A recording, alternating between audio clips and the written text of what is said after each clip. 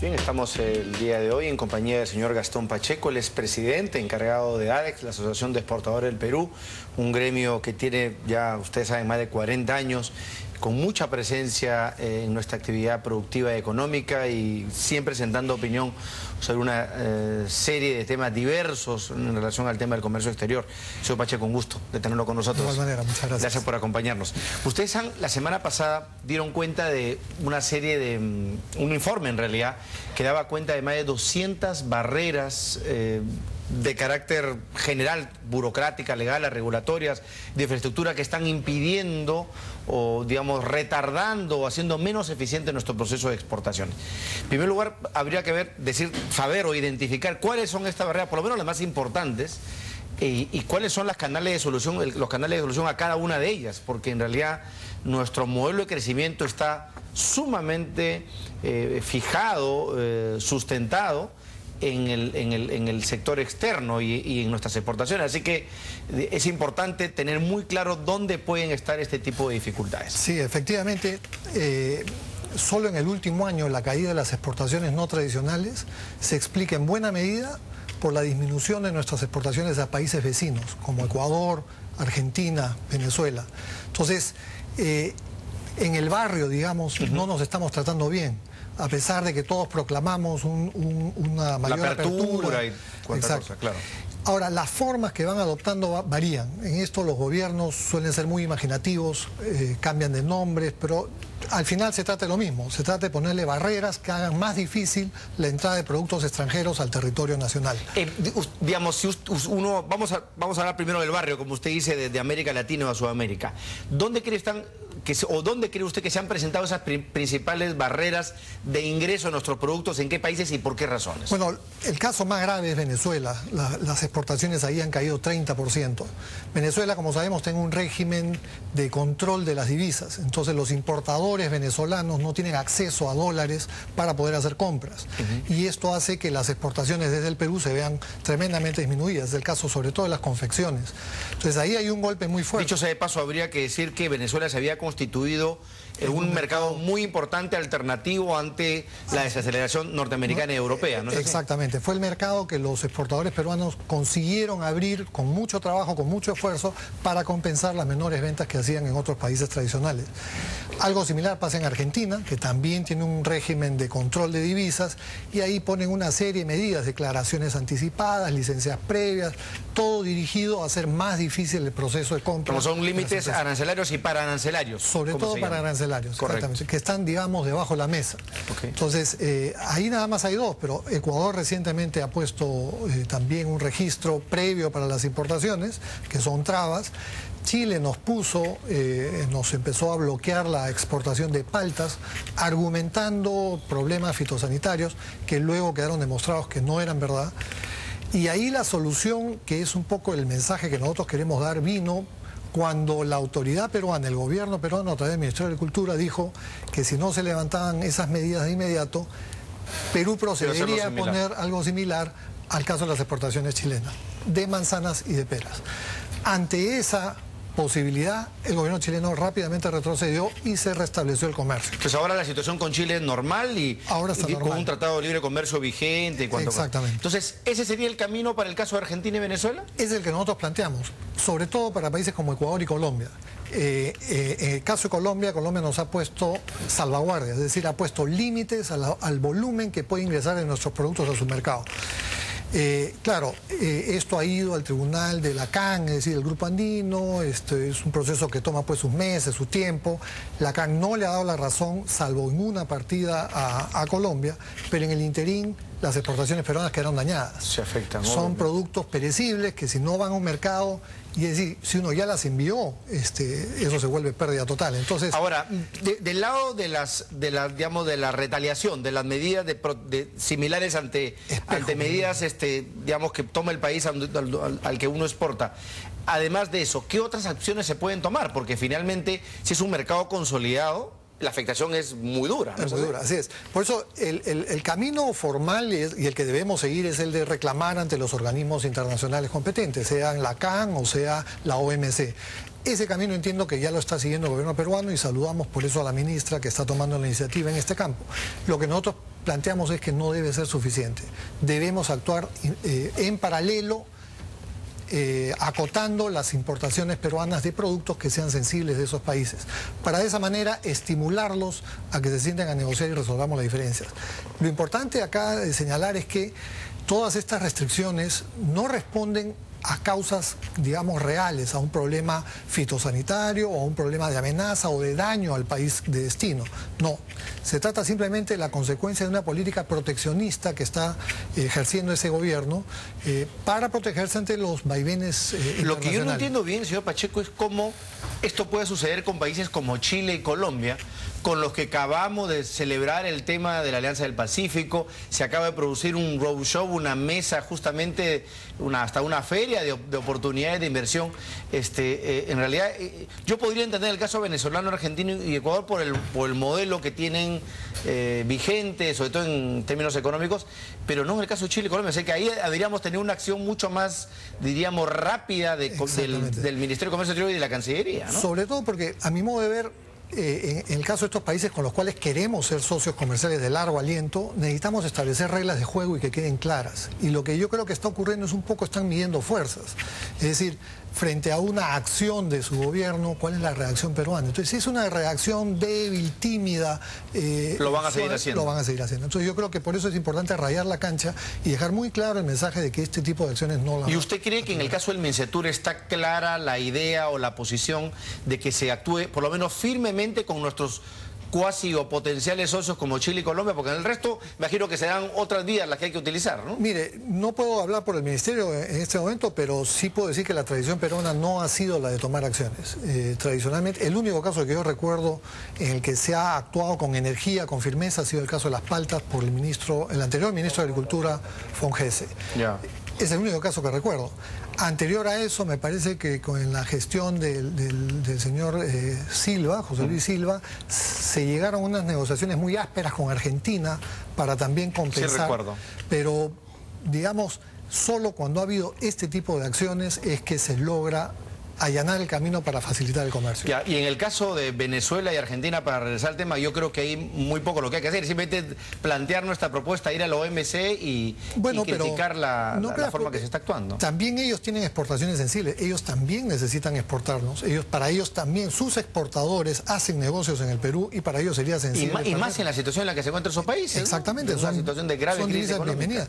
En el caso de Ecuador es increíble, pero Ecuador tiene una balanza comercial superavitaria con el Perú y nos pone restricciones. Es decir, no guarda el más mínima proporción. No tiene ninguna lógica. ¿Qué otras barreras creería usted que son importantes? Bueno, en realidad ya ahí yo creo que pasaríamos más al campo nacional, porque en los últimos años el gobierno ha emprendido con mucho entusiasmo políticas de control interno a las empresas formales. Y estas, si bien son saludables a nivel general, es decir, que haya control, que haya formalidad, es un objetivo deseado, lo que está ocurriendo es que se ha vuelto un énfasis demasiado exagerado en la formalidad de las normas. Son normas complicadas, son normas de difícil ejecución y sobre eso el gobierno le pone mucho celo, un excesivo celo a la fiscalización punitiva. Y lo vemos en las multas. ¿Por ejemplo? Por ejemplo, las acciones de DIGESA, de SENASA, de DIGEMIT, son del propio Defensa Civil. Son acciones... Que en realidad diríamos que no solamente lo sufren los exportadores, para ser honestos, ¿no? O sea, de lo que se trata aquí es que necesitamos fortalecer al sector productivo nacional y en esa medida ese sector productivo se va a convertir en exportador, que esa es nuestra meta, que todas las empresas puedan exportar. No queremos barreras ni en los países de destino y no queremos barreras internamente. Entonces, aquí el gobierno tiene una tarea muy importante y lamentablemente estos cambios que ha habido a nivel político no ayudan a consolidar una política de largo plazo. Ojalá que en esta nueva gestión podamos quedarnos hasta el final. ¿Se refiere a cambio político? ¿En qué sentido? ¿En el ministerio? La oficina del primer ministro, que es un poco quien lidera cualquier esfuerzo de cambio de paradigmas, ¿no? Por ejemplo, si lo que se quiere es acabar con la informalidad, el seguir imponiendo multas tan altas por cuestiones muy marginales, lo único que hace es estimular más la informalidad. Entonces se necesita una acción coordinada desde la cabeza que mande una instrucción y que señale las políticas que deben seguir todas las entidades del Estado para de esa manera tratar de que las cosas efectivamente se desenvuelvan como todos queremos. cumpliendo las leyes y sin informalidad. En este momento, el problema es que muy pocas empresas cumplen las leyes, pero sobre esas que cumplen las leyes es que está puesta la lupa y los reflectores del gobierno. Además, muchas veces hemos hablado acá del tema de la agenda de la competitividad, ¿no es así? De la necesidad. O sea, tenemos ya el famoso tema de la ventanilla única, hemos hecho mucho más eficiente todo el proceso de despacho aduanero cuando uno importa insumos justamente que van luego, que se traducen luego en producto de valor agregado para ser exportados al exterior. De nada valen esas cosas si internamente elevamos la barrera y los costos justamente para el exportador. O sea, es un gol con un autogol, digamos. Exactamente, nos metemos cabe nosotros mismos. Y el problema es complicado porque tenemos la informalidad como un enemigo que está ahí al acecho de toda la actividad productiva nacional, pero no solo es el aspecto económico, esa informalidad ya se traduce en un modo de vida que es, en realidad, dicho con crudeza, es ilegalidad.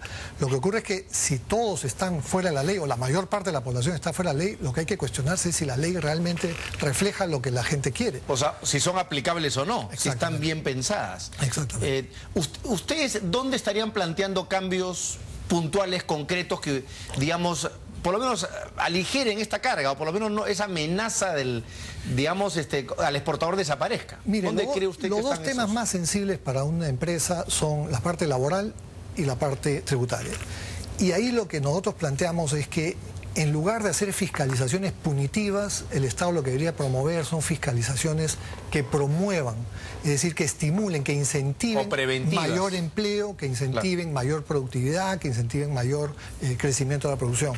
Entonces, si el énfasis del gobierno cambia hacia promover en lugar de castigar, yo creo que eso va a ser un paso sustancial para eliminar tanta barrera que se crea actualmente para la competitividad.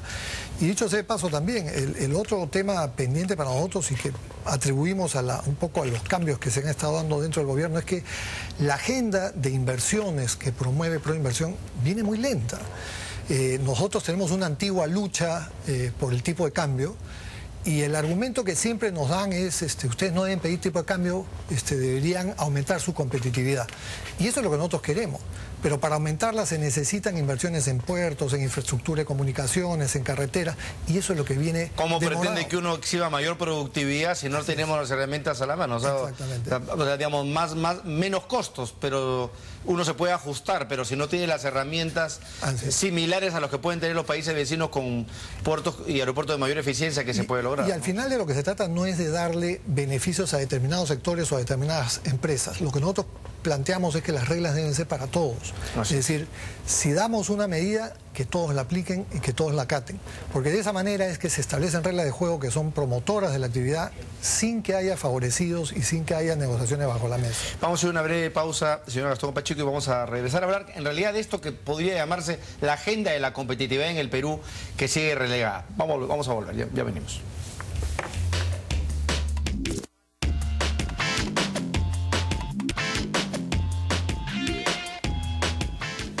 Seguimos en la compañía del señor Gastón Pacheco, el expresidente encargado de ADEX, de la Asociación de Exportadores del Perú, hablando de las barreras que hoy día tienen que enfrentar los exportadores peruanos para continuar con un proceso de consolidación, de crecimiento.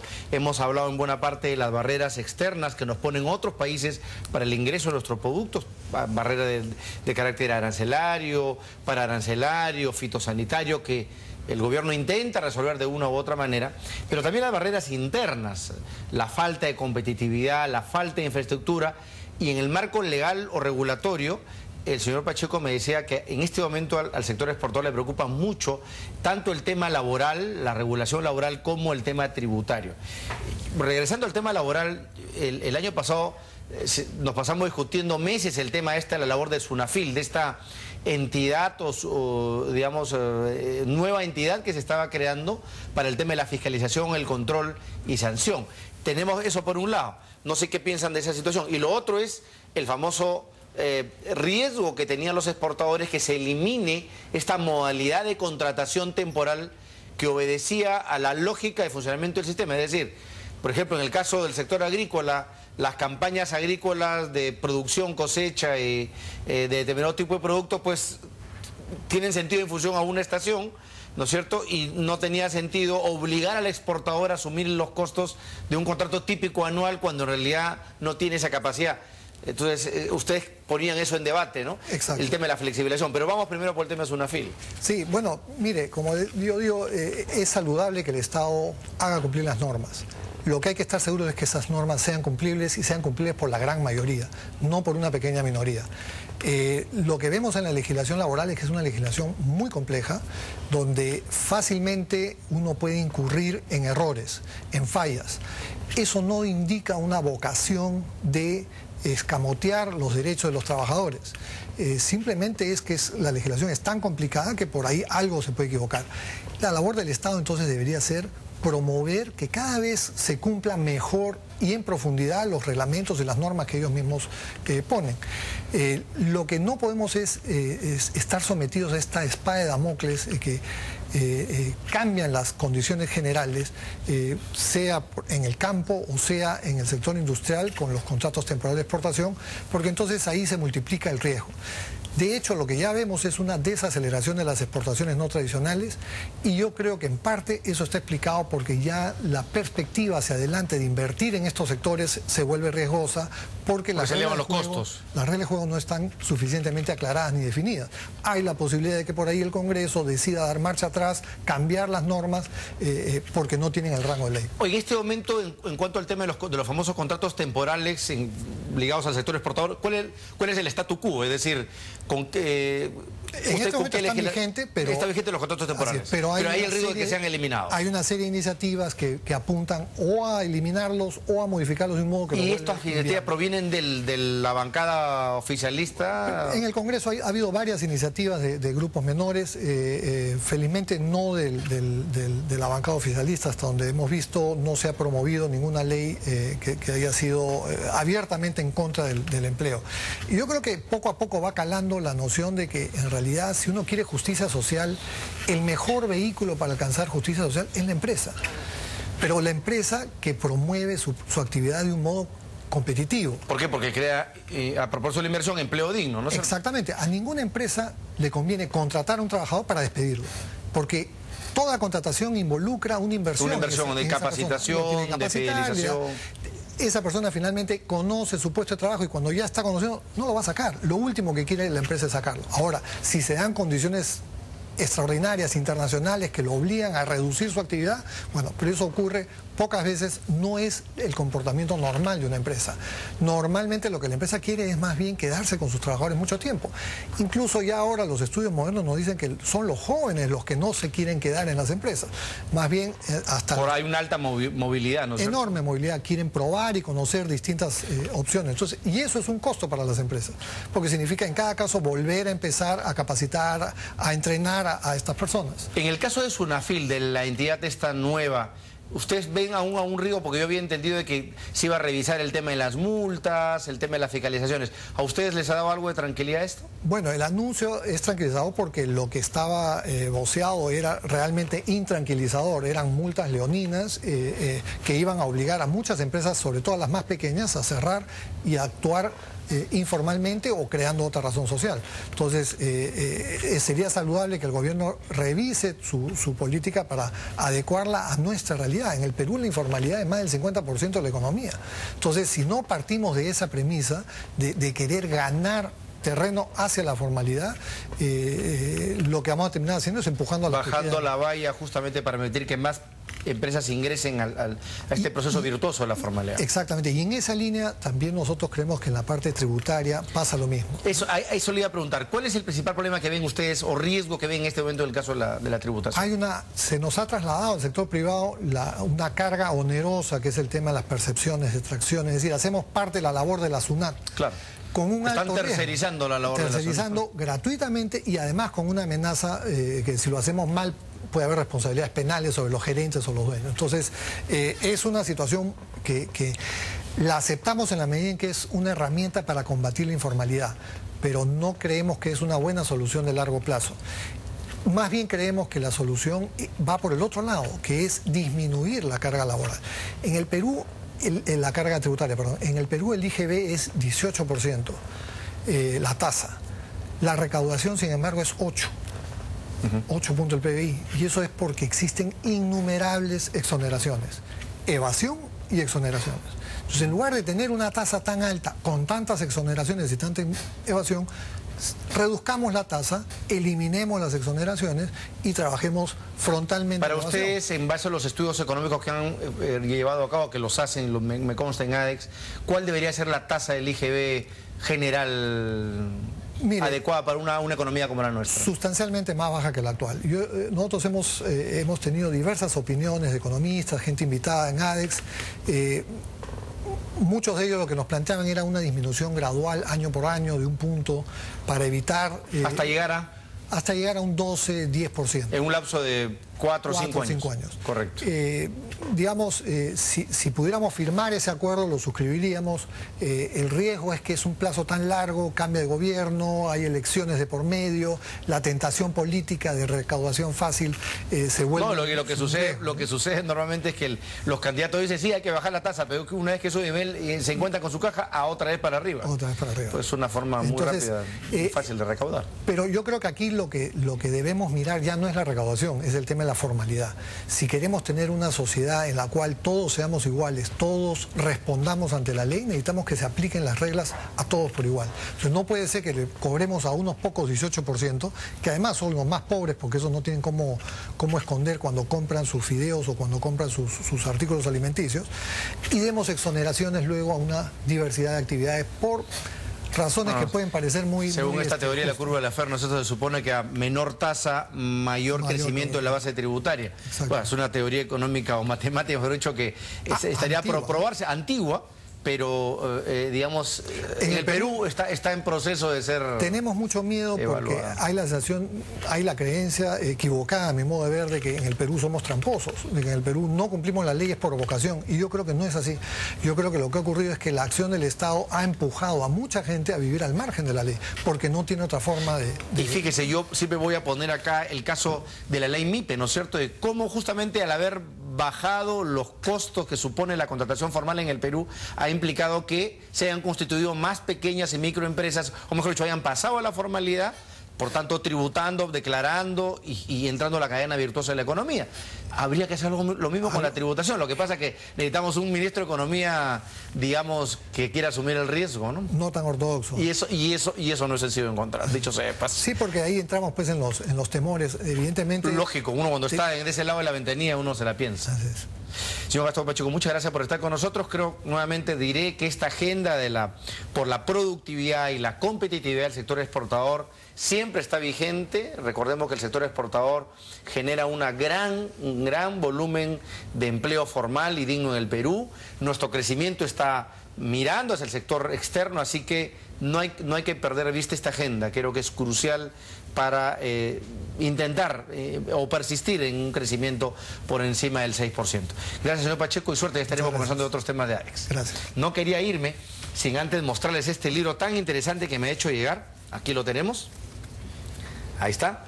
Vino y Pisco en la historia del Perú, de Eduardo Nargent Chamot, una publicación de la Universidad San Martín de Porres. Solamente le diré, ¿no es cierto?, que este libro ha sido editado por la Facultad de Ciencia de Comunicación, Turismo y Psicología de la universidad, considerado entre las mejores producciones editoriales a nivel mundial y que va a disputar el máximo ganador en diversas categorías en los Gourmet World Cookbook Award 2014. Esta investigación del autor Eduardo Nargent y la fotógrafa Milena Doriol es finalista en la categoría Mejor Libro de Historia del Vino y expone el proceso, la transformación y la comercialización de nuestros vinos y piscos. Así que es todo un orgullo para nosotros exhibirles esta importantísima publicación de la San Martín. Ojalá que, por supuesto, le demos toda la importancia y el reconocimiento. Ahora sí, me despido. Hasta una nueva edición de Economía en Directo.